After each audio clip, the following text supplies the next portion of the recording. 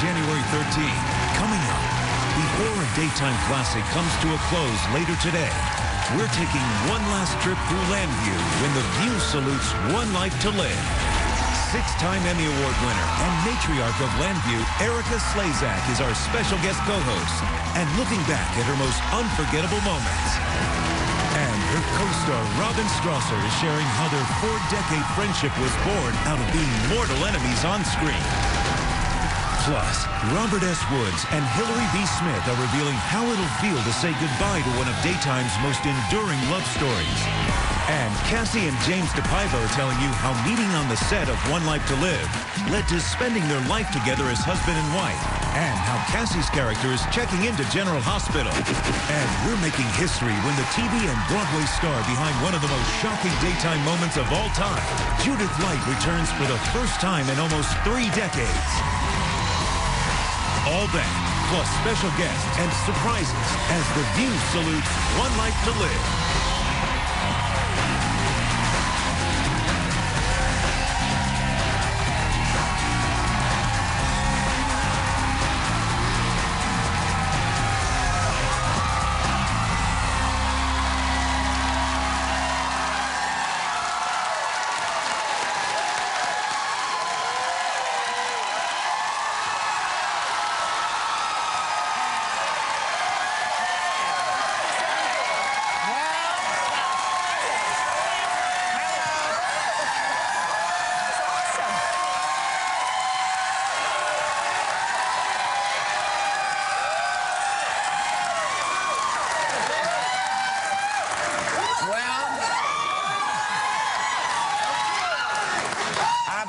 Fool that took this soap off the air. Hello. And welcome to The View, child. The end of an era of daytime television is coming. Yes. Well, it's hours from now. So today on The View, we're saluting One Life to Live.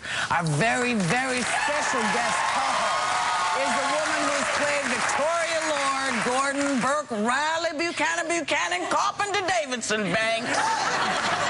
Lord, I was getting to it. For 40 years, 6-time Emmy Award winner, Erika Slezak.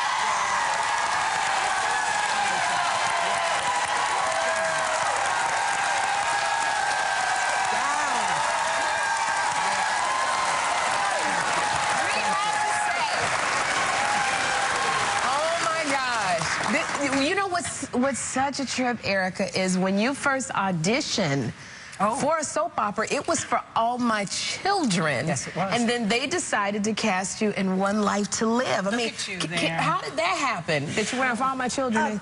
The casting director wanted, we had this producer, same producer for All My Children and One Life to Live. Yeah. And she wanted the producer to see me on tape. And she said, you're totally wrong for the character of Mary on All My Children. Nurse, I don't remember the character's name, but anyway, Mary.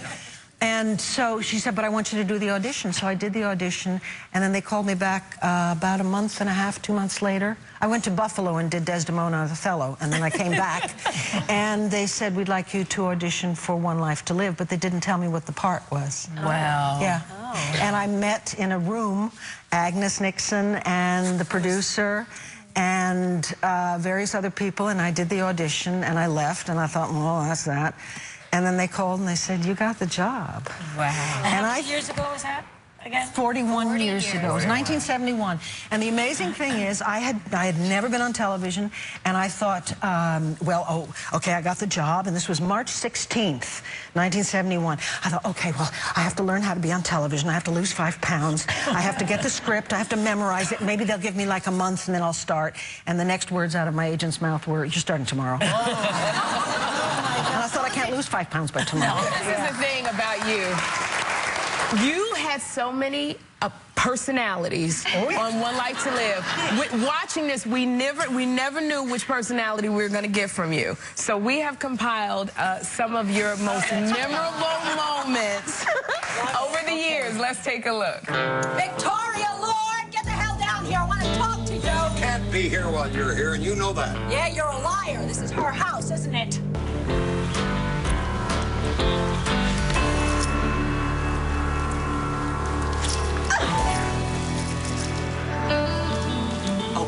Surprise, Vicky. Crying out loud, you wuss!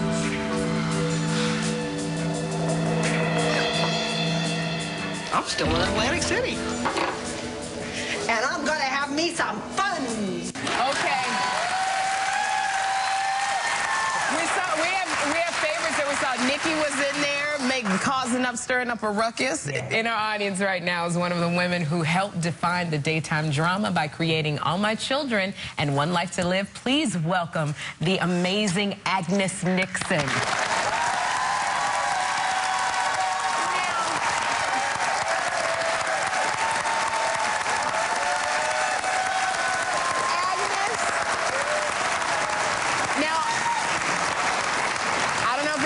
Everybody probably does, but Erika was the third person of your choice to play the role. Now, what was it about Erika that where you said, okay, well, yes, she's on? Two Vicky Nickies, and I thought Doris, the producer, called me and said, we're going to see Walter Slezak's daughter, and who's a great actress, and I thought, I don't know. I mean, I was so green. I walked into this room and saw this gorgeous young girl, and I said to myself, and then she did the scene. She was so terrific. I said, what hath God wrought? It was a success, and here she is today, still wonderful. Thank you. You know what? We know you're chomping at the bit to find out what else is happening with us here on The View and this fabulous show. So you're going to have to come right back. And we will show you Erika's on-screen sworn enemy, Robin Strasser. And later, the actress behind one of daytime's most shocking moments, Judith Light, is reuniting with castmates here for the first time in almost 30 years. Please come back. We'll be waiting for you.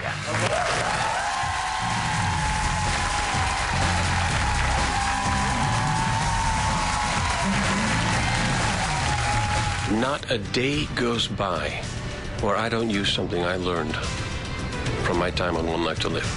I think of them often. I think of them fondly. And I am so grateful to them for making me part of a family.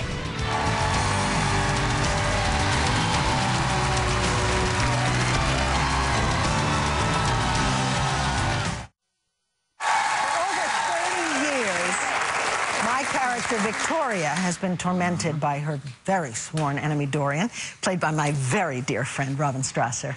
And frankly, we've had more knockdown, drag-out battles than I can count. Take a look.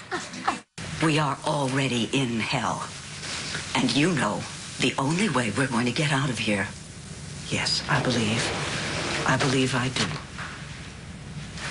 Give me the key. No, give me the key. No, I'm not kidding. Give me the key, Dorian. Give me that damn key. No, I'm not kidding. I will fight you for it, Dorian. Oh. Please welcome Robin Strasser.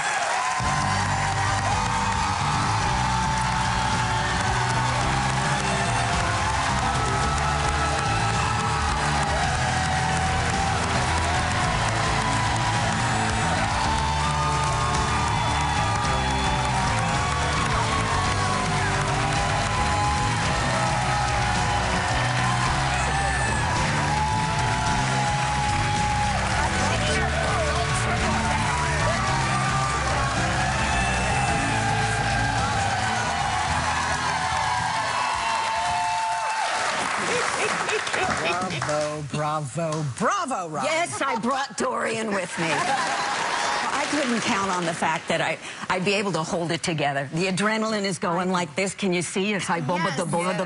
You have your security stole. Oh, I wanted everyone to know that I came with a purpose. And if this is the last time I get to dress up as Dorian, I'm making it count.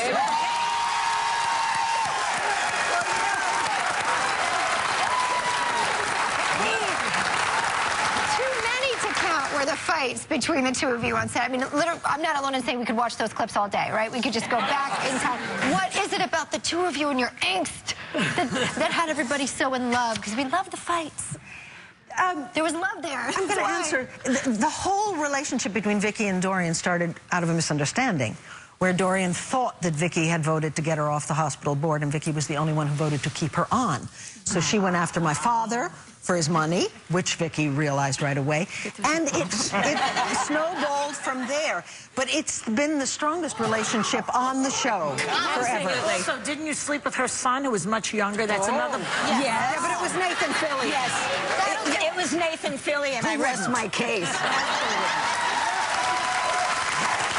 And I would do it again for free. Okay, Dorian and Vicky got into so many, as we have seen, so many screaming matches and fighting. Yes. What was it like, Robin, to film those scenes? Did you get hurt ever? You know what it was like? It was like going into the ring with a black belt champion. Because when you knew you were working with Miss Slezak, you brought your best. I would just do everything to be ready to walk on the set and give it my all, because I had the opportunity and the blessing to work with the best of the best. Well, let me return the favor, because I have always said that as an actor, you have to bring something to the table. Every single scene that Robin Strasser was ever in, she not only brought something, she brought a Thanksgiving Day feast to the table. So working with her was a joy, always a joy.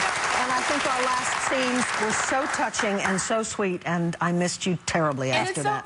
Robin, it's so funny because I've been watching you since I was 4 years old, and I even was a little scared when I talked to Robin backstage, because you would play this mean, nasty little witch, and it's just like, and now to see you tearing up, oh my goodness. But what will you miss the most?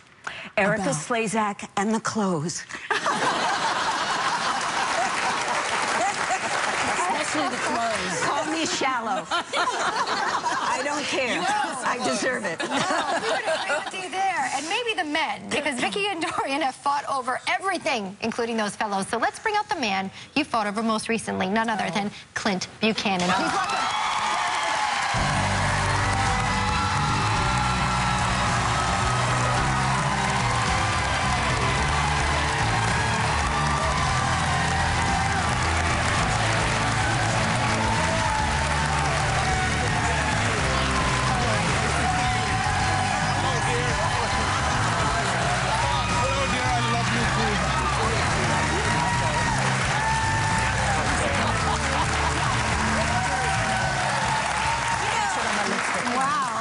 That's a nice reunion, and that's proper placement there, because I have to ask you, took over the role 6 years ago, and then between these two women, you are betwixt and love between 6 years ago, the Lord put me in Landview, and lo and behold, between these two lovely ladies. Literally. And who does God love? Obviously me, because I have been blessed for the past 6 years. Before Jerry came on, you know, I asked around, and everybody had wonderful things to say about working with him. Oh, please. They were all true. He's... I got emails from total strangers. You're so lucky you get to work with Jerry Dorn. Everybody loves Jerry. And they do. And with reason. With reason. And he's also the Tic Tac carrier. Yes, I just heard those in your Robin was in a lot of bodysuits and showing off her body. Did you ever feel uncomfortable with that, or did you enjoy it? In those days when I had a body, heck yes. You liked it? Well, listen.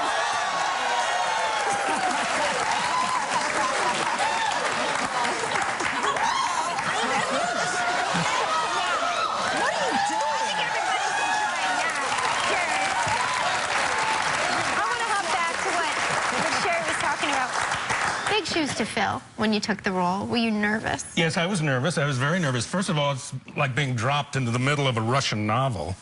And I was on page 325, and somebody cued me and said, go.